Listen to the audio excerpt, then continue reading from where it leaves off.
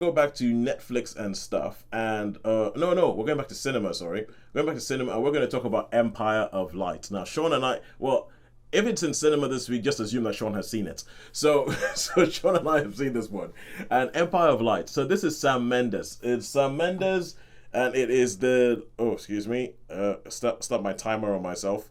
So yeah, Sam Mendes, and it is him. This is the next film he's done after 1917. And I feel like this is him sort of changing tact a bit. So obviously everybody knew about 1917, One Take Wonder, all that kind of stuff.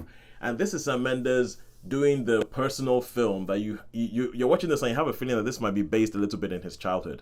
And the whole thing about it is that there's this cinema somewhere in Sussex. They say it's Sussex. They mention a place called Lie, which is where Paul McCartney's supposed to live. So it's somewhere on the Sussex coast. So this is a cinema right on the I, seafront, I think it's the Kent coast.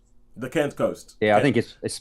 I mean, it's filmed in Margate. I'm sure because I think it's filming. I think it's filmed in Kent, and I know that they have Hastings and stuff like that on the bus when you see it. Yes, yeah, But at one point they mentioned Sussex in the film. yeah. But anyway, it is somewhere. It is somewhere. Oh dear. Oh dear. Nina just sent a message saying that she's going to see Empire of Light at 7:30 tonight. She might want to stop watching, but but so and it's set at this cinema called the Empire. The Empire. You meet Olivia Colman's character, who's called Hillary, and she works in this cinema, and it's an old school cinema. And it's a cinema that even the layout of the cinema reminds me a little bit of the cinema in Ride on the Isle of Wight. What's it called? The Commodore. Call Commodore. The Commodore, yeah. The layout of it reminds me a bit of the Commodore on the Isle of Wight. And we just lost a viewer because I said that we're going to talk about this film. But anyway, and it so there's things like it has. The cinema has seen better days because some people are not watching films in cinema anymore. It's the 80s, so there's two screens in the cinema that are shut off. There's only two screens that are working. I have Toby Jones, who is like the projectionist, and you have Colin Firth, who is the manager of the cinema. And you find out a little bit about her life, that there was stuff that was going on in her past that meant that she's actually on some medication right now. And then this new guy, played by Michael Ward, who is a black guy in the 80s in Margate, who shows up at the cinema and he starts working there. And then something starts off between him and her, and she's having a thing with Colin Firth. And so this film just sort of goes, and I'm not sure what this film is being. I'm not sure whether it's like a slice of life thing, but there's a bit where it seems to be a mental health movie, and then it switches to whether it's going to be a race movie, then it switches to whether it's going to be a film about the magic of cinema, and it has all these sequences in there where it sort of touches on, ooh, magic of cinema, ooh, I'm going to watch a film, and there's bits where it looks like, oh, this is going to try and be Cinema Paradiso, but English, and then there's bits where it goes, oh no, we're going to talk about mental health and how people didn't recognize mental health, especially for women in the 80s, and then, and now here we have a whole bunch of skinheads who are going to walk around the thing and they're gonna make it, and this guy's gonna, and you're just kind of like, okay, pick a film. It's like, pick a film, because there's some films that try and tackle a lot and bring everything together, and it coalesces and it comes into this one and you're like, oh wow, okay, yeah, good. But this film ends, and let me put it this way, when the film ends, I'm not sure who the main character is. Because it feels as if like you're starting off and that's supposed to be the main character, and then the film ends and then it's like, wait, now we're following that story? What's going on? What are we doing here? What are you trying to do with this film? And I ended up left with the feeling that this was like a Sunday afternoon ITV movie with a lot of money thrown at it. So you had like, class A actors, you had great production values, and the thing looked brilliant. But essentially, it's like a Sunday afternoon watching the background thing where, that. Yeah. Anyway, Sean, I don't know what you thought. No, yeah. So along those lines, similar along those lines. I mean, I was hoping it would be more cinema, more to do with the cinema. You're hoping it will be more like Cinema Paradiso, because I know that's where we live. We're cinephiles. That's where we live. Yeah. I mean, because from the trailer, it gives you that.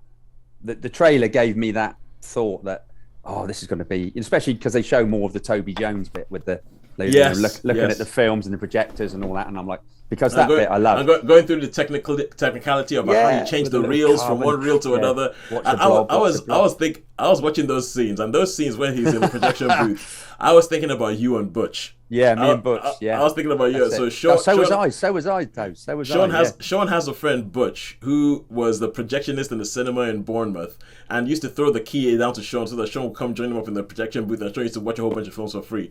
And we interviewed Butch on the show during lockdown. And I just remember thinking, when I was watching, I was like, oh, Sean's gonna love this bit. Sean's gonna love this bit because it's gonna be like him and Butch. But anyway, carry on. Rest of the film. So I very much agree with you. It was very much. I think it was more of a mental health film than anything else. That's what came out of it. But I do have to say that Olivia Colman acting was. I mean, for me personally, I was especially the drinking bit, especially the drunk bit. To me, was spot on. That is how because I mean, I've known a few. I've never been, but I've known a few sort of alcoholic-y type people. Yeah, and they can turn really nasty and be really, really horrible. And I thought that scene was particularly. I really enjoyed that scene. You know the one I mean. You know. Yeah. I know the one. I thought that was. Yeah, I thought. Yep, I can see how that could happen. So yeah, I thought she was absolutely brilliant. I mean, some people don't like Olivia Colman, I know, but she gave me. I mean, I believed. I thought it was a fantastic performance by her. I really do. It was a class performance. Yeah. So is that a bit like some people don't like Stanley Tucci? I don't understand it. No, I know. Yeah. But what's you know the scene where there's like a scene where in the back there's a roller coaster. It's like a fun fair scene. Yeah. You know that bit. I enjoyed that scene. I thought that scene was good. That's what makes me think of where it was and that. So yeah, and I loved the cinema. I thought the cinema was absolutely beautiful. What a beautiful cinema! And it's almost as if you could rate the different films. You could rate the mental health movie. You could rate the love of cinema movie, and you could rate the race movie, the problems of being black in the 80s. Black in the 80s, yeah. movie. It's all there. But they're like three different things that don't really gel properly together. It's a good soundtrack. It's a good soundtrack. No, well, the thing is that there's loads of things that I was like, Sean is gonna love this. I was like, I don't even know what song that is that's playing, but it's the 80s, and I'm pretty sure Sean is gonna get this. There was a bit where they have this sort of parade of motorbikes and everything, and I thought it was gonna become all a bit like mods or something like that. It was gonna be like Brighton Rock or anything like. But then no, it turns into a massive skinhead rally, and so there's bits about it like Michael Ward shows up at the beginning, and I don't think his character has much to do. I agree. I don't think his character has much to do. His character is just there to sort of like support Olivia Colman's story, and there is this romance that develops between Olivia Colman and Michael Ward, and I'm just kind of like, and it comes out of nowhere. It does. It comes out of nowhere. I don't find it believable. There's like. There is. I just don't understand. Where is this coming from? Yeah, I don't think it would have happened. I don't think that would have happened. But to me, it wouldn't.